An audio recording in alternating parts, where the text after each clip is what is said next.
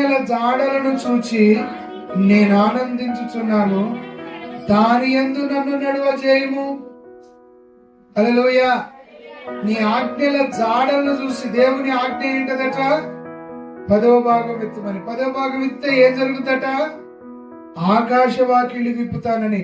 ఆకాశ వాకిళ్ళు దేవుడు ఇప్పటం ఎంత అద్భుతం! నీకు అర్థమవుతుందన్నమాట.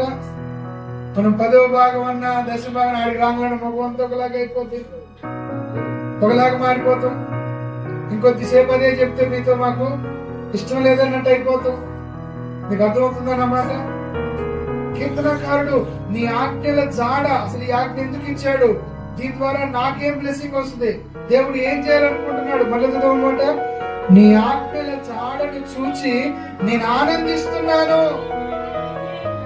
దానిలోనే నేను నడవాలి, అటు ఇటు తొలగిపోవద్దు. దేవుని ఆజ్ఞ. ఆ రోజు 5 రొట్టెలు 2 చేపలు ఆ చిన్న బాలుడు ఇస్తే ఎన్ని ఇచ్చి పంపించాడు? ఆ బాబుకి 12 గంపలు ఇచ్చి పంపించాడు. హల్లెలూయా. దేవా, నువ్వు ఏదైతే వాగ్దానం చేశావో, ఏదైతే ఆజ్ఞించావో దాని ప్రకారం నేను వెళ్ళాలి.